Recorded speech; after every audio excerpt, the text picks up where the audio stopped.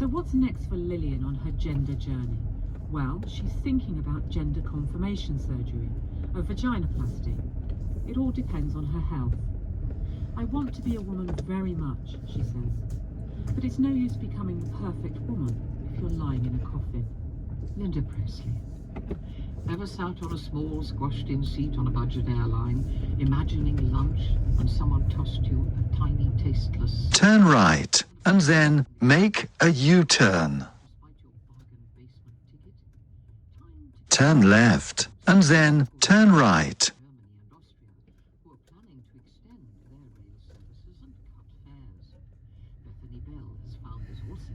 Turn right. A freezing wind whistled down the platform at Salzburg station, and I stamped my feet in an attempt to keep warm. I was waiting for the express train from Munich to arrive to take me back to Vienna after a long day of filming in the cold. I was tired and hungry, and I was really hoping that there would be a free seat in the dining carriage. The thought of warm soup and hot tea seemed at that moment almost too good to be true. The train pulled in and I climbed aboard. In 200 meters, turn right. But I managed to find a seat at a table opposite a man eating Wiener Schnitzel and a woman eating a Frankfurter with mustard and horseradish.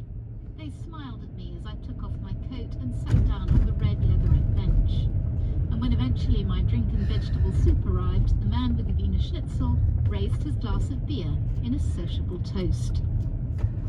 Dining cars are one of the great joys of travelling by train in Central Europe. They come in various... Turn right. But the food tends to be good and reasonably priced. The newer the train, the more crowded the dining area is likely to be.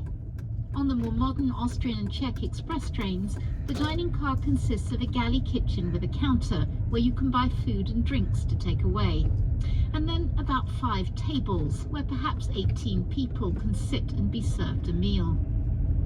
Some have signs on the windows urging you not to linger. In 200 meters, turn left, and then turn left. Travel at rush hour or at busy holidays, it's common to see customers queuing up at the counter, clutching cups of coffee and waiting impatiently for people to finish up their goulash or beetroot risotto.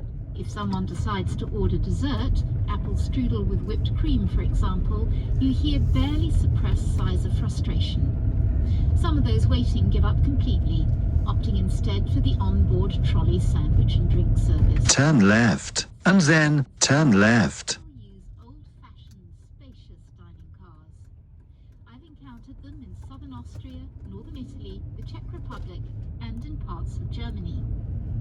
They aren't quite the splendid wood-panelled carriages of the old Orient Express, but almost the entire length of the carriage is taken up by tables.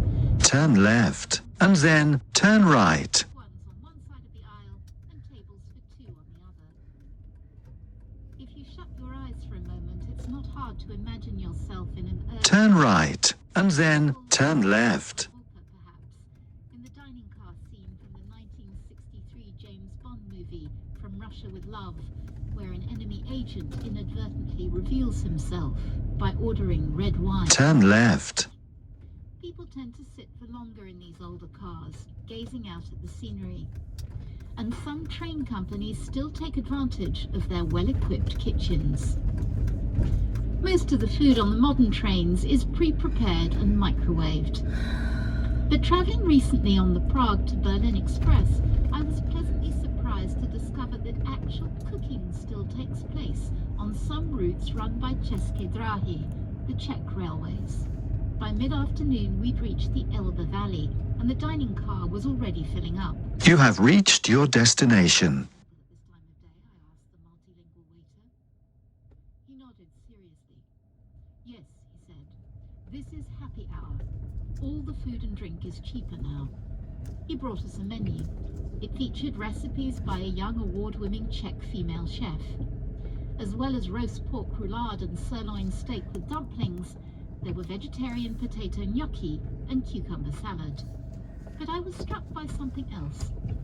There was also a choice of fried eggs with Parmesan cheese and an omelette with peas, ham and mushrooms.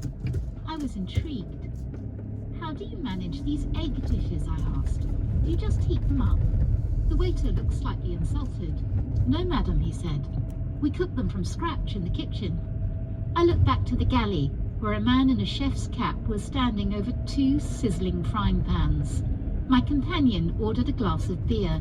The waiter tipped back on his heels, closing his eyes. I think you would prefer draft beer, he suggested. Oh yes, if you have it. And sirloin and dumplings. The waiter turned back to me. And for madam? I'd love some eggs, I said. If you're sure they're fresh. The waiter smiled proudly. Leave it to me, he said. It was an excellent omelette. Long may it be served. Bethany Bell, and that's all from us today. We'll be back next Thursday and Saturday mornings as usual. Do join us. From Our Own Correspondent was presented by Kate Adey. The producer was Lucy Ash. In Moneybox in a few minutes, we hear from leaseholders who feel misled and are ready to go to court. And we ask why Nest pensions for under 28s attract lower returns. Join Paul Lewis after the news.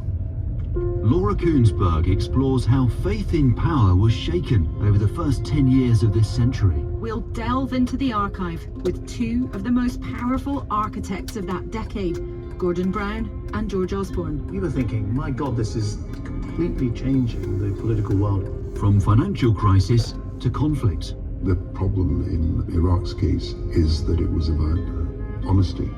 On BBC Radio 4, the decade of distrust. A slowly unfolding series of events that has changed the way we feel about our institutions. This evening at 8.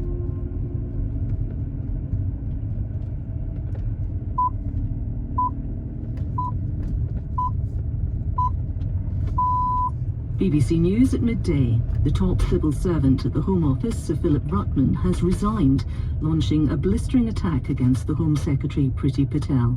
In an incendiary statement, Sir Philip said he'd been the victim of a vicious and orchestrated campaign against him, and he would sue the government for constructive dismissal. He added that he didn't believe the Home Secretary, Priti Patel, when she told the Cabinet Office she'd not been involved in briefings against him. Ms Patel has previously denied claims that she's mistreated officials. Sir Philip said he deeply regretted stepping down after a 33-year career. I know that resigning in this way will have very serious implications for me personally. The Cabinet Office offered me a financial settlement that would have avoided this outcome. I am also aware that there will continue to be briefing against me now I have made this decision. But I am hopeful that at least it may not now be directed towards my colleagues or the department. There's been no comment yet from Ms Patel or the government. Our political editor Laura Koonsberg says it's an extraordinary turn of events. I cannot remember anything like this ever happening before. I can't stress how much it is unusual for a public official, one of the most senior officials in government, who has been in a senior position for years, to take this step of actually going public with their concerns.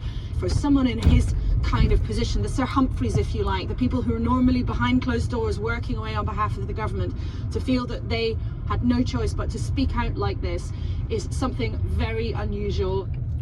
Health officials are urgently trying to trace anyone who's come into contact with the latest person to be diagnosed with the coronavirus in the UK. The patient, a man from Surrey, had not been abroad recently, unlike those involved in the 19 other UK cases. The Hazelmere Health Centre in Surrey was closed for a deep clean after the man visited there, and the local MP, the former Health Secretary,